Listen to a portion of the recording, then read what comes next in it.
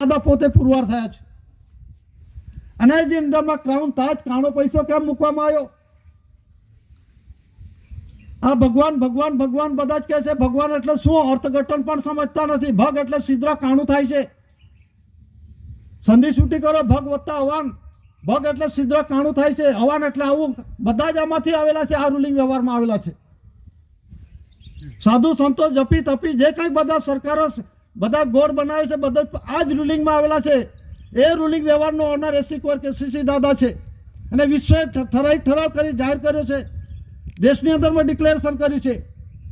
તો જે જીઆરઆઈ શબ્દ છે આપણે જીઆરઆઈનો પણ ઉલ્લેખ દસ્તાવેજી ખુલાસાઓ આપણે જોઈએ. જે અંગ્રેજ સમયના શાસનની અંદરમાં જે આપણે ત્યાં રૂલિંગ વ્યવહારમાં દસ્તાવેજી પુરાવો બોલે છે એ શું બોલે છે? આ એક 10 રૂપિયાની કરન્સી પ્રોમિસિસ પ્રોમિસરી આ જે કરન્સી છે વચન ચિઠ્ઠી છે અંગ્રેજ સમયના શાસનનો.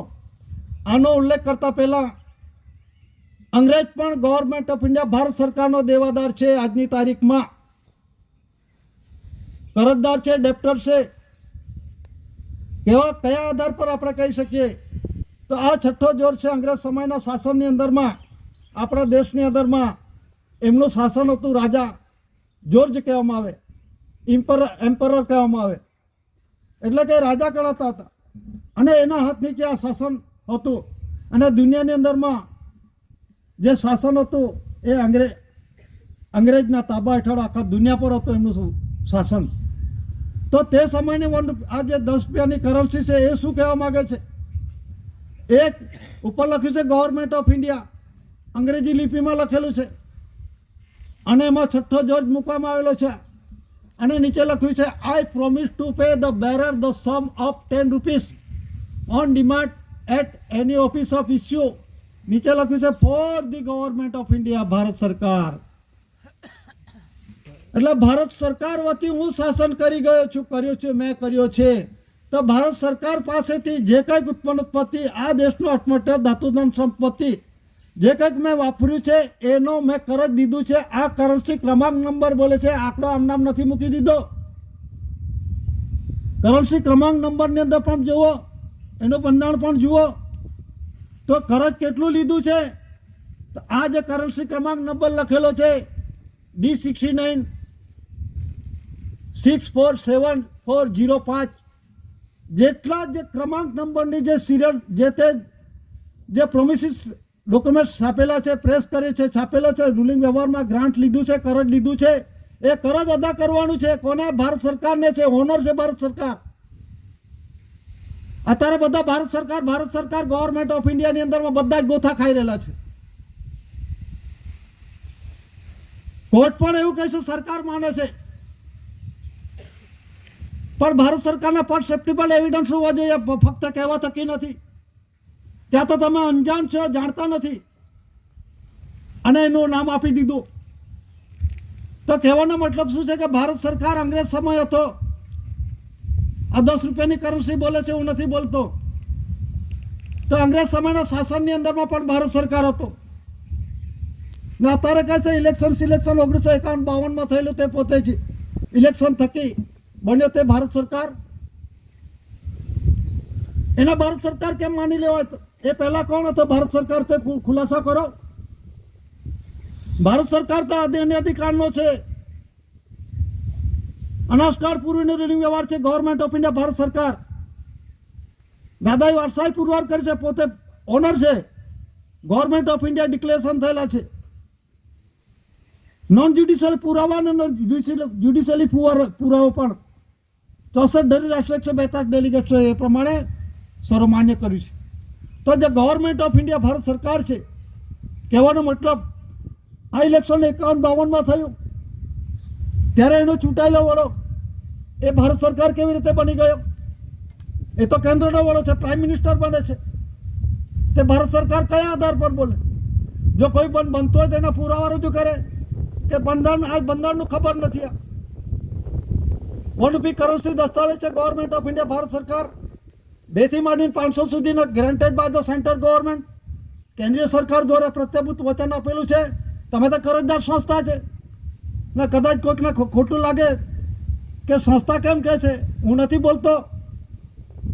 આ બધી ઇન્સ્ટિટ્યૂટ છે, રાજ્યસભા, લોકસભા, વિધાનસભા, તાલુકા પંચાયત, જિલ્લા પંચાયત, ગ્રામ પંચાયત, બધી સંસ્થાઓ છે, ઇન્સ્ટિટ્યૂટ છે, કંપની, ટ્રસ્ટ, મંડળી, બધી આ બધી સંસ્થાઓ છે. હવે આની અંદરમાં જે 15 ઓગસ્ટ 2015ની અંદરમાં આ રાષ્ટ્રપતિએ ડિક્લેરેશન કર્યું છે એનો ખુલાસો છે. હું નથી બોલતો, એના આધારે મેં કહું છું કે લોકસભા એ સંસ્થા છે, રાજ્યસભા સંસ્થા છે, એ સરકાર નથી. સંસ્થાનો વડો પ્રાઇમ મિનિસ્ટર થાય છે, એ ગવર્મેન્ટ ઓફ ઇન્ડિયા ના થઈ શકે. તો આમાં જે લખવામાં આવ્યું છે, સંસદ રાજકીય અખાડો બની ચૂકી છે. રાષ્ટ્રપતિ બોલે છે. સંસદ કેવું છે, મારામારી કરવા માટેનો, મલ્લયુદ્ધ કરવા માટેનો અખાડો બની ગયો છે એમ કહેવા માંગે છે. ચાલે છે કે ના? અત્યારે હું વાંચો, તું વાંચો, બધું ચાલે છે. પણ એમાં નીચે લખેલું છે, નવી દિલ્હી રાષ્ટ્રપતિ પ્રણવ મુખર્જી 69માં સ્વતંત્ર દિવસની પૂર્વ સંધ્યાએ રાષ્ટ્રજોગ સંદેશ આપી 100 દેશવાસીઓને શુભેચ્છા પાઠવી હતી. તેમણે જણાવ્યું કે લોકતંત્રની આપણી સંસ્થાઓ દબાણમાં છે. ચલો હવે સાચું કોણ? કદાચ કોકને ખોટું લાગતું હોય તો તારીખ જોઈ લેજો. 15મી ઓગસ્ટ 2015 એટલે 2014ની અંદરમાં 15મી ઓગસ્ટના આગલે દિવસે સાંજે રાષ્ટ્રજોગ પ્રવચન રાષ્ટ્રપતિ કરે છે. એનું આ ડિક્લેરેશન કરવામાં આવ્યું છે. આ પેપરની અંદરમાં જાહેર થયેલું છે 15મી ઓગસ્ટ 2015ના રોજ. એ શું કહે છે? લોકસભા સંસ્થા કહે છે. સંસ્થાનો વડે સરકાર કેવી રીતે બની ગયો? ને ભારત સરકાર તો આદિ અને અધિકાર છે, દસ્તાવેજ બોલે છે, હું નથી બોલતો. અંગ્રેજ હતો. અંગ્રેજ ક્યારે શાસન કર્યું આ દેશમાં? 1600થી 1947 સુધી. આજે 347 વર્ષ શાસન કર્યું. એટલે કે પહેલા મરી મસાલાના તેજાના માટે વેપાર માટે આવેલા, અને એમને ઈસ્ટ ઇન્ડિયા કંપનીની સ્થાપના કરી કલકત્તા ખાતે. અને પછી મહારાણી વિક્ટોરિયાએ બોલાવી લીધા. શા માટે બોલાવ્યા? કે તમને મરી મસાલાના તેજાના વેપાર માટે મોકલ્યા હતા. તમે કંપની સરકાર બની, દેશની અંદર વહીવટ કર્યો, એટલા માટે ફરી બોલાવ્યા. અને એના પછી 99 વર્ષનો પટેલ લખાયો. ઘણા મગજની અંદરમાં છે, પટેલ કોણ લખ્યો, કોણે લખાયો, કોણે લખી આપ્યો? તમે માની પેટની અંદરમાં નીકળે તેનું બંધારણ તો ખુલાસો ખબર નથી તમને. પટ્ટાની વાતો કરો છો. તમને ખબર છે મુદત વિધિ મુદત બારનું જે દીકરો કે દીકરીનું બંધારણ આવે છે, મુદત વિધિ મુદત બાર કોઈ કાર્ય કોઈ રોકી શકશે ખરો? કે એ પટ્ટા બધાને લાગેલા છે. મને કે તમને બધાને જ પટ્ટા લાગેલા છે. અને તમારા 99 વર્ષના પટ્ટા લાગેલા છે. કોના? આ કોડવાળાને, COD. તો એના પુરાવા નથી. આપણે તો સત્યમેવ જયતેનો રૂલિંગ વ્યવહાર છે, સોનો છે, સાચો છે, સત્યનો રૂલિંગ વ્યવહાર છે. તો આપણે બાપને હિસાબ આપવાનો છે. પણ જે આજે પટ્ટા લાગેલા છે, અંગ્રેજને પણ 1848થી 1947 99 વર્ષના પટ્ટા લાગેલા. એ 15મી ઓગસ્ટ 1947ના રાતે 12 વાગે પોતે લઈને નીકળી ગયેલો પોતાનું. અંગ્રેજ પણ ભારત સરકારના દેવાદાર છે. ના અત્યારે સેન્ટ્રલ ગવર્મેન્ટ 205 લાખ કરોડ રૂપિયા દેવો કરજ બોલે છે અત્યારે. એ તો એમનો હિસાબની અંદરમાં પણ વેકરા પર 35 મિનિટ કરજ છે, બાપપદનું કરજ છે એમનો. એ બાપનો હિસાબ આપવાનો છે. અત્યારે છોકરું જન્મે 1.5 લાખ રૂપિયા તો દેવામાં જન્મે છે. એ છોકરું દેવો કરવા ગયેલા? ખ્યાલ હોવો જોઈએ. ભારત સરકાર દેવાદાર છે. કયા ભારત સરકાર આ ભિખારી છે? આ ધરતી માતા છે. આપણે ટૂપલો ભરી નાખો તો ગાડું ભરીને આવે છે. અઢળક ધન સંપત્તિ છે, પ્રોપર્ટી છે. આ ભીખ માગવાની કઈ વારી આવી? કોને ભીખ માગ્યો? ઇન્ટરનેશનલ ટ્રેડની અંદર એક દેશો વચ્ચે બીજા દેશો વચ્ચે લેવા ગયો. પહેલો જાણે કે એ સરકાર છે, પહેલો જાણે એ સરકાર છે. આપનારો લેનારો જાણતા જ નથી. એ કોણ છે? એ બ્રિટન સિટીઝનશીપ છે, રિલીફ રેફ્યુજી ગ્રાન્ટેડ બેરર છે, કરજદાર છે પોતે. અને હું નથી તો પુરવાર કરો. આપણે કઈ ના પાડી છે? આ યુનો ડિક્લેરેશન કર્યું છે. અને દેશની અંદર વીરગીરી અને આર વેંકટરામન રાષ્ટ્રપતિએ ડિક્લેરેશન કર્યું છે. આ જાહેરાત થયેલી છે. તો કહેવાનો મતલબ શું છે? કે આ સંસ્થાઓ છે. પ્રણવ મુખર્જી 2015ની અંદરમાં બોલે છે, 15મી ઓગસ્ટ 2015ની અંદરમાં એની આ જાહેરાત છે. એમાં નીચે લખ્યું છે કે લોકશાહીના મૂળિયા હુકાવા લાગ્યા એમ લખે છે.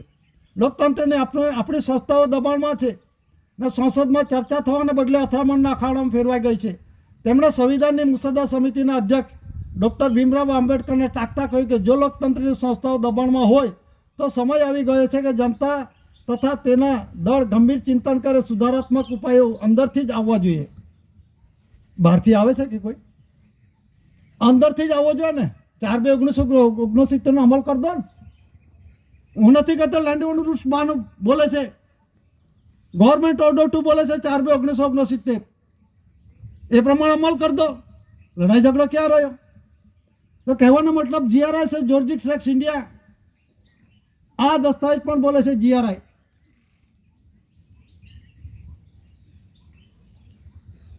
આ જે જનરલ સ્ટેમ્પેજ દસ્તાવેજ છે, આ દસ્તાવેજ અંગ્રેજ સમયના આપણા દેશની અંદર રૂલિંગ વ્યવહારમાં ચાલુ હતો. એ બોલે છે જીઆરઆઈ જ્યોર્જિક્સ રેક્સ ઇન્ડિયા. કહેવાનો મતલબ શું છે કે જીઆરઆઈ છે એટલે જ્યોર્જિક્સ રેક્સ ઇન્ડિયા. જ્યોર્જિક્સ એટલે રાજાનો રાજા, શહેનશાહનો શહેનશાહ, દેવાદી દેવ.